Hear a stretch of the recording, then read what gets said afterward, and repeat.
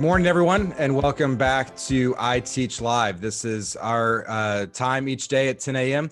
Where we just sit down and speak with an educator, an administrator from across the country about the teaching profession. For those interested in becoming teachers or those currently teaching in the field, we hope that this conversation is enlightening and helpful to wherever you're at in the teaching spectrum.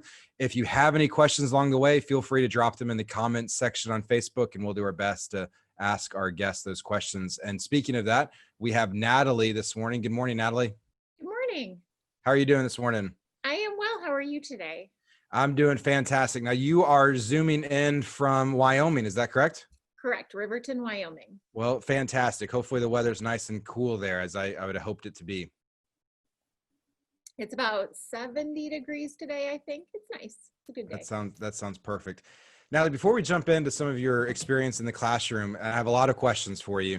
I want to hear just your background, how you got into teaching, what made you compelled to be in the classroom, and your thoughts on that. Okay, so I'm a career changer, and actually in high school, I never went to college directly after high school. Like, I was waiting tables and making more money than my friends were, and I was like, well, this is a good gig. It wasn't. But I did move my way up, and I ended up going back and getting a degree in English and then a master's degree in English, and I was a training director for a restaurant group. And the only time I really liked my job was when I was doing classroom training. And so I'd always thought about being a teacher, but the student teaching component was completely not doable for me, because if I went back to school to get my teaching certificate, it would have to be nights and weekends. I wouldn't have the flexibility in my job to take the time off to do the student teaching. So, and that's where iteach came in for me. That's fantastic. What year did you first start teaching? Was iteach your first year teaching? Actually, no. I started in 2015. I did do the TNTP Teach NOLA in 2013, and their program was not sustainable for me. Gotcha. And then you initially got certified in the state of Louisiana, and then you've transferred to Wyoming. That is correct. And you're teaching now in Wyoming. Yep, I taught in Louisiana for about 3.5 years, and then I came out here last January. And have you been teaching the same content area this entire time, or is there any changes in that? So for the most part, I'm teaching English still. I've been an English teacher the whole time. Next year, I'm excited because I get to do, it's called a Teacher Cadets program, but it's like an intro to ed class where I can talk to kids about being a teacher. And they actually get to go and do a field experience in elementary or middle school classrooms with it, which is fun. And there's like a whole extracurricular component, but I've been working with the University of Wyoming on that, and I'm really excited about it. That sounds like a cool opportunity to show kids the teaching profession. You know, we have a lot of high school programs that teach about other professions, but I've never actually heard of one that cultivates the teaching experience. And that's kind of why, because we have so many CTE programs, and the CTE programs are always designated to fill a need and to serve a need for the community. And with the teacher shortage right now, we need a CTE program for teaching. And that's what UW has been saying for a while too. And so we've been working with UW, and they've started this program, which is awesome. So this will be the pilot year for the program. Well, I'm interested in following that program. So I'm going to follow up with you in a year and learn more about that, because I have so many questions about the program, the intent and measured outcomes and all those things. But since this is the first year, are you playing into the curriculum, or how's that process going so far? So they have a curriculum. It's called Teacher Cadets. There's also a curriculum called Educators Rising. And for whatever reason, our state decided that wasn't for us, and we're going with the Teacher Cadets program. I know that Louisiana has adopted it. The Teacher Cadets, Louisiana was doing Educators Rising, but the Teacher Cadets, I think South Carolina was doing that. And so it's been around for a long time, but it's just, there's a curriculum of standards and a suggested outline, way to go through things. And there's, an online textbook and all that boring stuff too. But yeah, so it's a program that's set up. It's a national program, and there's actual standards aligned with it. And then it'll be a dual enrollment course too. So the kids will get this credit at UW, and they'll be moved into a pathway that once they start college, they can be placed at a school with the idea that they've already had experience. It'll get them some college credits too.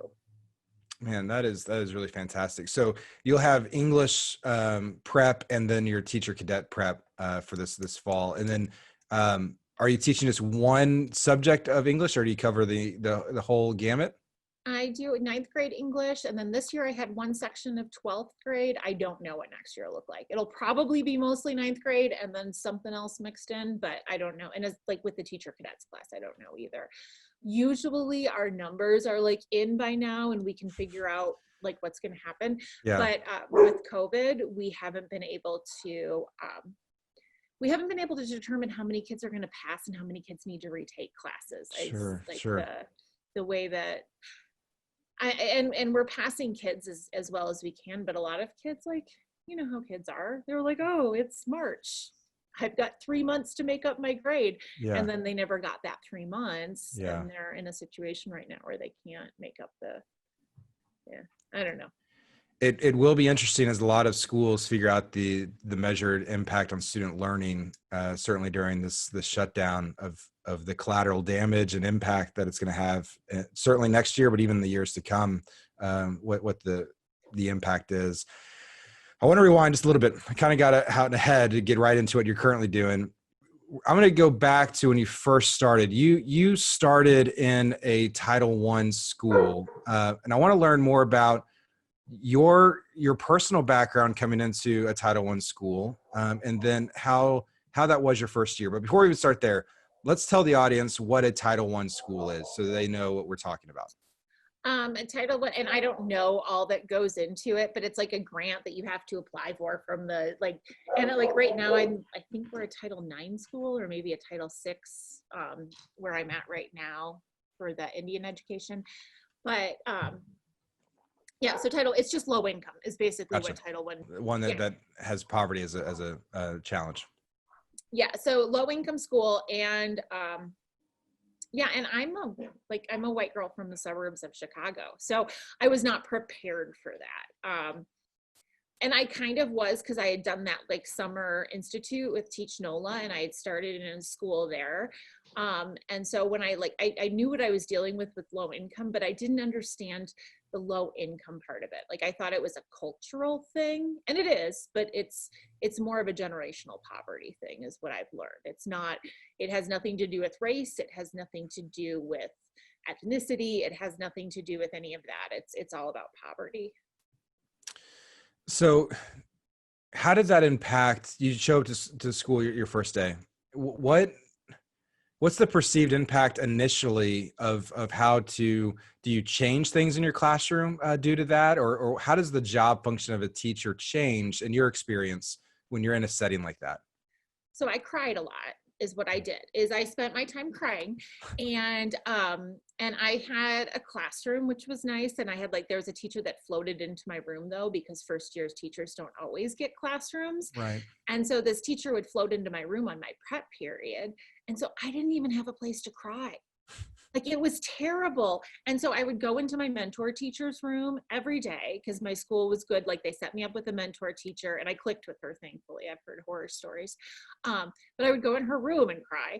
And then she'd be like, well, have you tried giving the kids jobs in the classroom? Like, have you tried doing something where they can feel successful? And I was like, but they just don't listen to me and I don't know what to do. And I would just cry. And then she'd be like, well, did you try jobs? Have you tried this? And I was stubborn the entire way is what happened. And then mid-year, I started to give in and ease up. And then I had a really good year. It was nice. We had jobs in the classroom and everyone was happy. So what would you tell someone who's thinking about getting into teaching, and maybe they know that their area and the way their schools are district, that might be a situation that they enter into their first year? What's the best advice you could give a new teacher entering into a Title I school? All right. So the alternate certification, I think, makes it different, because if someone was going through a traditional teaching program, I would recommend to them to do your student teaching at a school where you don't have a background in. I went to suburban schools. I went to private school for high school, so I wasn't prepared for that. And so I would recommend that people do their student teaching somewhere different so that they get a broader perspective and they learn. But with iteach, like I was kind of, thrown in, and I had supports, but it's a lot of self-directed learning. Right. And so I would recommend to people to try to get it, like getting in. Like I had to lean on a mentor teacher. I had a partner teacher next door to be in the hall. And I've just learned to really rely on the people who are doing well in the classroom, the people who have the classroom that I want. Like I want to go talk to them and see what they're doing. And that's what I would recommend. The hall teacher next door to me, her husband was actually the Department of Ed state superintendent for early childhood. And she like got me this internship over the summer where I got to work alongside curriculum in the state of Louisiana. Oh, wow. But just like leaning on those people and showing that you want to be a better educator, like they'll hear things and like set you up. There's always stuff going on, and there's always going to be free programs for educators, and like jump on that stuff and network, because the people who sign up for that stuff are the people who you want to be friends with as educators. So the people, if they have what you want as an educator, then hang out with them. I think that's really good advice. How was your experience in relationship building with your students over the course of a year? It sounds like there was maybe a turning point at semester. Can you talk about any challenges or victories you had with student relationships and how that impacted your classroom? I think that first year was key, like realizing that they're kids and that they don't know how to do the things that I think that they should know what to do. Like I have to train them to do everything, and coming in, like we see them more than their parents do. Like for the most part. And so like having a very structured classroom where they have expectations and they know what's expected of them, like it's more like you're running your classroom as like a manager or a coach.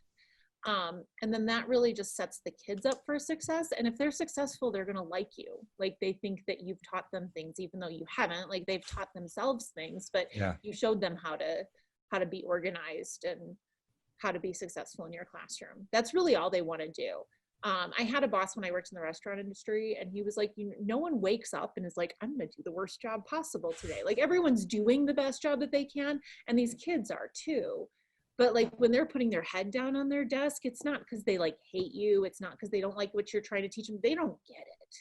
And that's what, like, I think that once you realize that, like everyone approaches class wanting, and you've got the outliers that are going to come in and like, carve things in the desk because that's what they want to do. But for the most part, like 90% of your kids want to learn.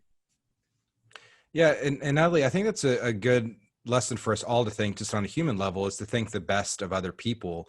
And so when you enter the classroom, if you're thinking the best, that the student with his head down, if you think the best of him on a base level, he's there to learn, then you can kind of understand why would he put his head down then if I assume he wants to learn and do his best as a baseline expectation of another human, then why would he be putting his head down? And now you're starting to craft a deeper level of motivation for him and inspiration, but also understanding his challenges. If he doesn't get it, then maybe you tailor your lesson or structure for that individual, but not write him off because, oh, he's not paying attention, he doesn't want to learn, but rather reorienting your mind to think the best of him to begin with, raise your expectation of the student, and then hopefully he will or she will come up to that expectation you're setting for him. Exactly. And a lot of it's motivation too. It's just like getting there and them wanting to do well for you. I had a student this year who told me that last year he wouldn't have done well on the ACT had he not liked his English teacher, but he liked his English teacher last year. So he tried and he like passed the ACT. Like he was very proud of himself. I'm like, why didn't you do that? Like, baby, why wouldn't you do that normally? But no, they won't. Like a lot of it's just motivation. Well, and to find their motivation, you have to have a relationship with them. You have to know what makes them tick. And if you don't, then it's really challenging to get behind the motive that they might have.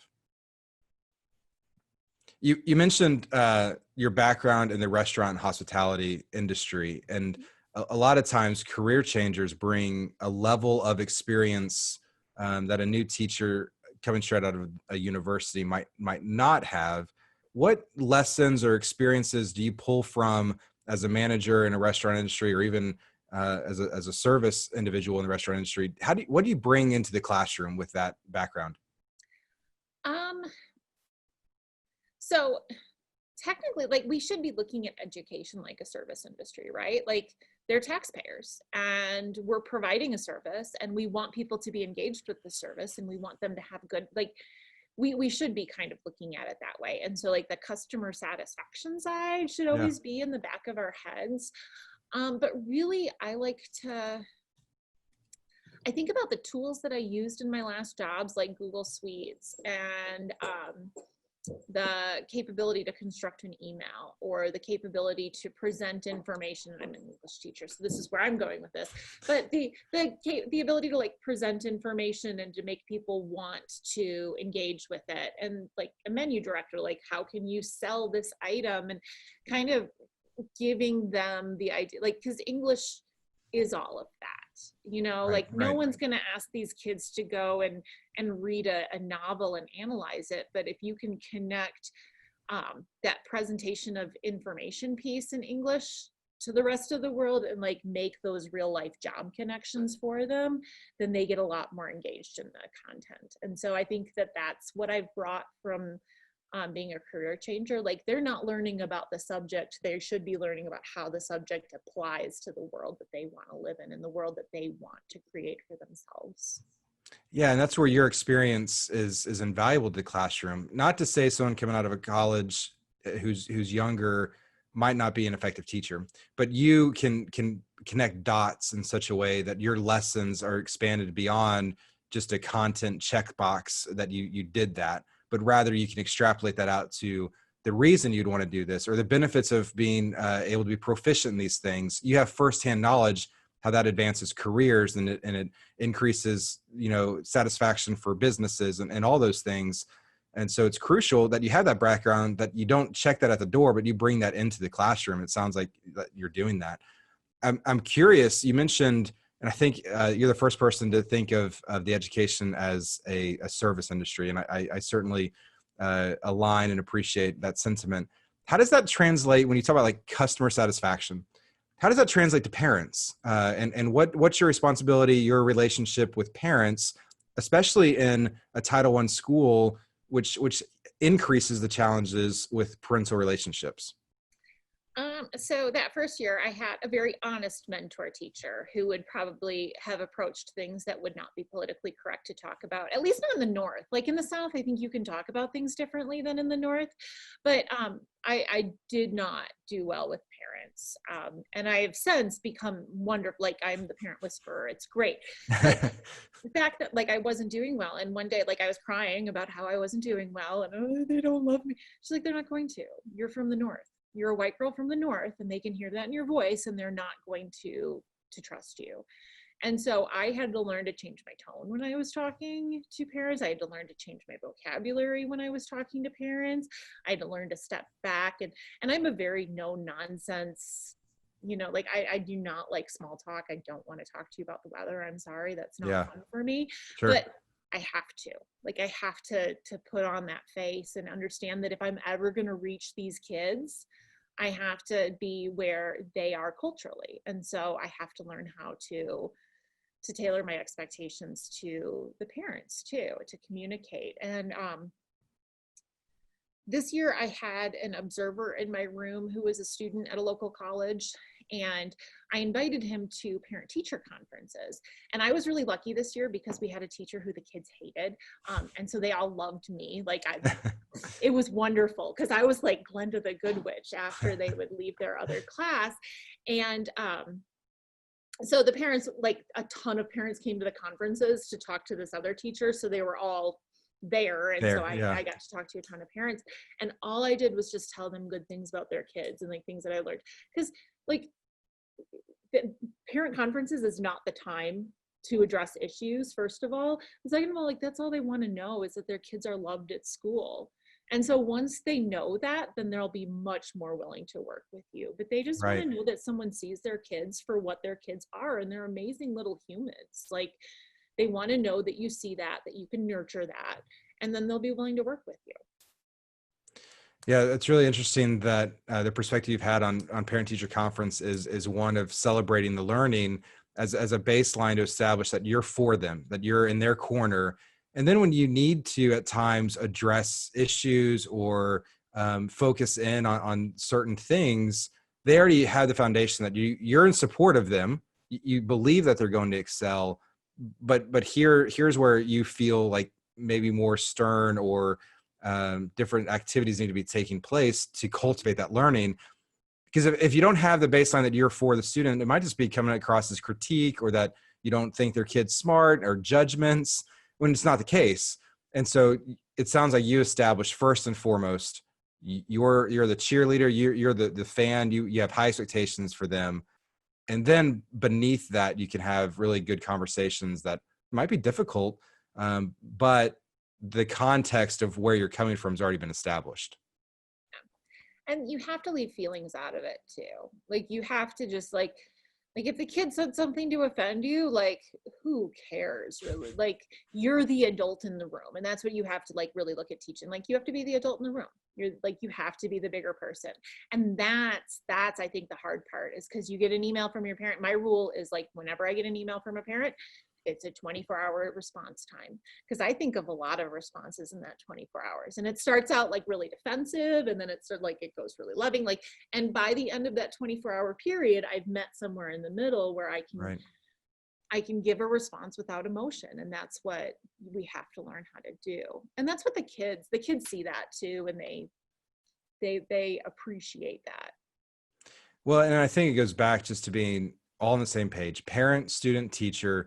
You want learning to take place, and you want to be able to set them up for future learning as they grow older. And fundamentally, it's a team of three people or more of the parents of trying to make sure the student is in a position to become an excellent student and a productive citizen apart from your class. And so hopefully all your communication and from the parents, they all understand that we're all working to the same goal. We're on the same team.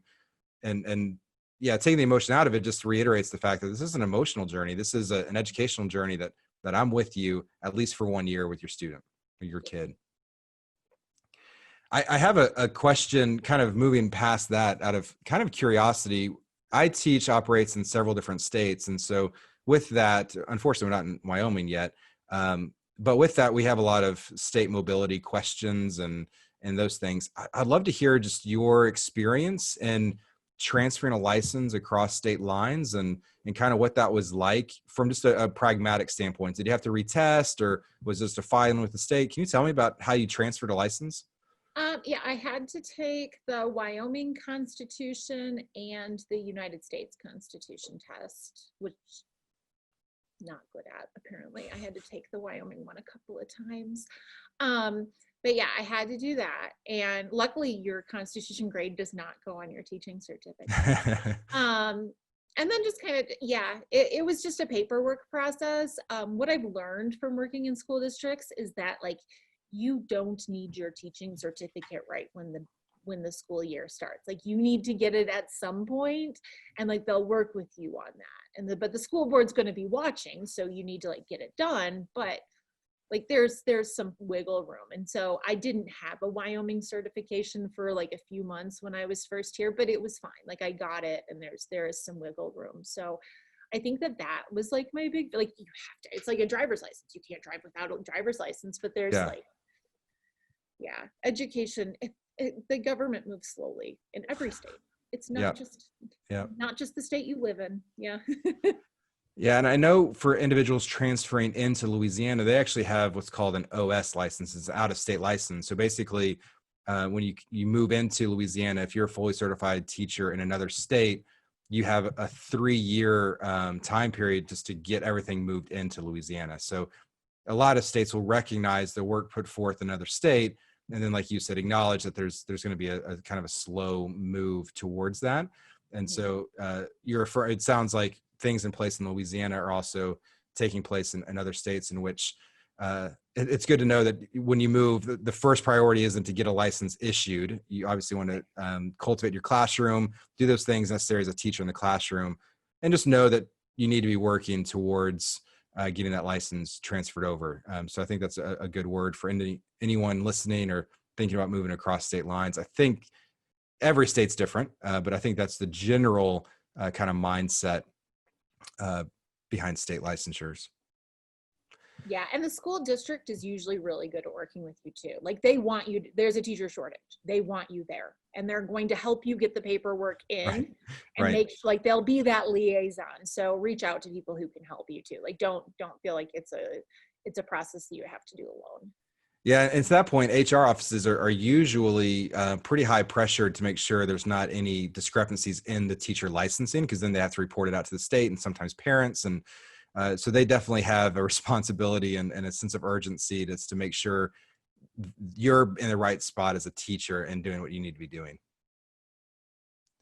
You know, Natalie, we have a couple minutes left, and there's a plethora of questions that I still want to ask you, including what it's like teaching in Wyoming, and then what it was like working for the State Department of Louisiana.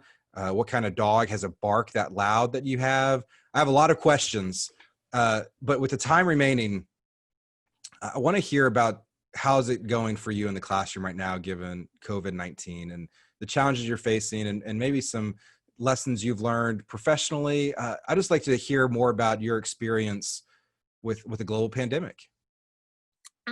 So this year was going to be my best year teaching ever, of course, because that's how that works. Yeah.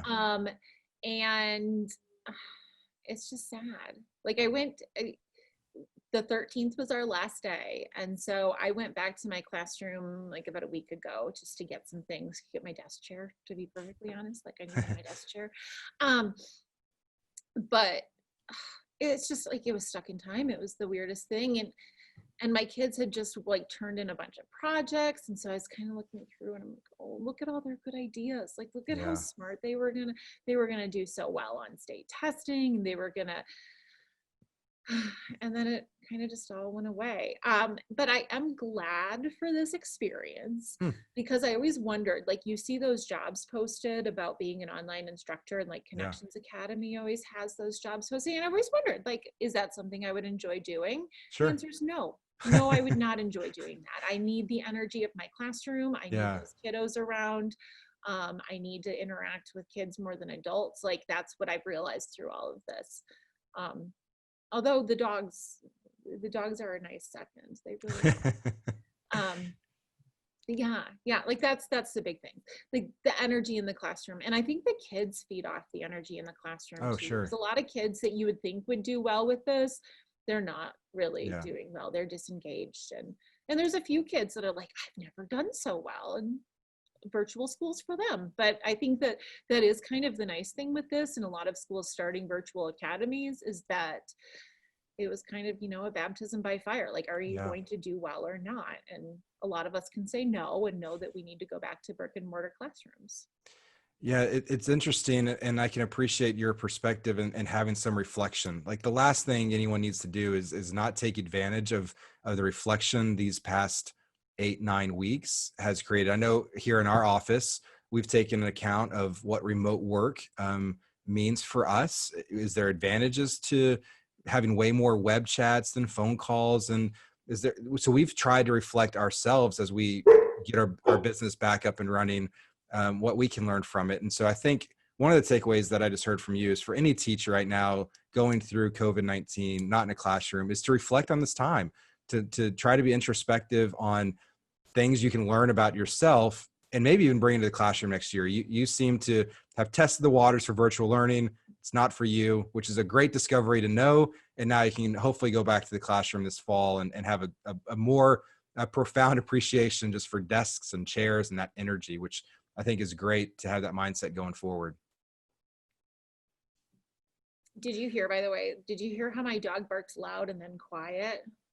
I didn't hear the quiet one. Oh, it's because he barks loud and then he like catches himself and then barks quiet because he knows that there's an inside voice rule. And so whenever kids in my classroom are like, oh, but I don't have an inside voice, like my dog has an inside voice. You also have an inside voice. I'm trying to that teach was my proof of that. 3-year-old an inside voice. And so I'm going to tell him that a dog can do it. He can do it. Exactly.